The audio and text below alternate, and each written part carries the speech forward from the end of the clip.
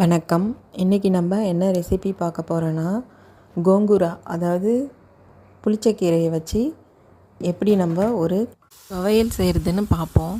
First கோங்கூராவை நல்லா கிள்ளிட்டு நல்லா இந்த மாதிரி தண்ணி ஊற்றி நல்லா 3 தடவை அலசி எடுத்துக்கணும். நல்லா தண்ணியை நல்லா வடிகட்டி எடுத்து வச்சுக்கோங்க. இதை காசரக்கீரைன்னு சொல்லுவாங்க. இது எப்படி செய்கிறதுன்னு பார்ப்போம். ஒரு பேனை சூடு பண்ணிக்கோங்க. பேன் சூடானதுக்கப்புறம் இல்லை வானல் இருந்தாலும் வானலில் கூட செஞ்சுக்கலாம். இது சூடான உடனே எண்ணெய் கீரை வதக்கிற அளவுக்கு போட்டுக்கோங்க. நான் ஒரு 2 ஸ்பூன் போட்டிருக்கேன். நல்லா தண்ணி இல்லாமல் கீரையை வடிகட்டி எடுத்துக்கோங்க. அந்த கீரையை நம்ம இதில் சேர்த்துக்கலாம். கொஞ்சம் கொஞ்சமாக சேர்த்து நல்லா வதக்கி விட்டுக்கிட்டே இருந்தீங்கன்னா நல்லா வதங்கிடும். கீரை ஒரு 1/4 மணி நேரத்தில் இந்த மாதிரி ஆகிடும், கலர் சேஞ்ச் ஆகிடும். நம்ம இப்போ நல்லா இதை இன்னும் கொஞ்சம் நேரம் வதக்கி விட்டுட்டு கரெக்டாக ஒரு 1/4 மணி நேரம் கழித்து நம்ம என்ன பண்ணணும், இது கூட என்னென்ன சேர்க்கலான்றதை சொல்கிறேன். ஃபஸ்ட்டு நம்ம கல் உப்பு சேர்த்துக்கலாம். ஒரு 1.5 ஸ்பூன் சேர்த்துருக்கேன். புளி நம்ம புளிப்புக்கு தேவையான அளவுக்கு சேர்த்துக்கலாம். ஏன்னா கீரை கொஞ்சம் புளிப்பாக தான் இருக்கும். அதனால் புளி நான் நெல்லிக்காய் சைஸ் அளவுக்கு எடுத்திருக்கேன்.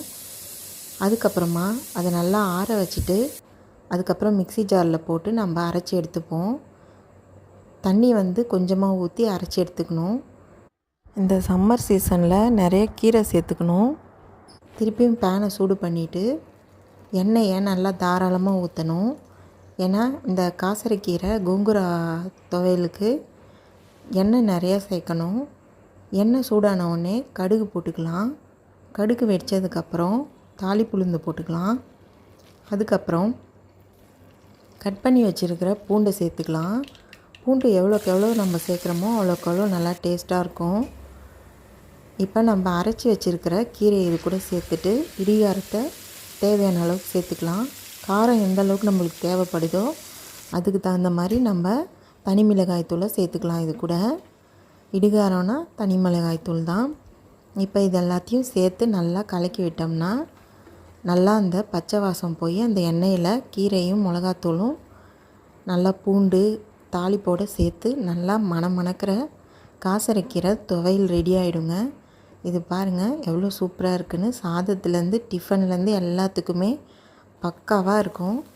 கண்டிப்பாக நீங்கள் இந்த மெத்தடில் வீட்டில் ட்ரை பண்ணி பாருங்கள். தேங்க்யூ.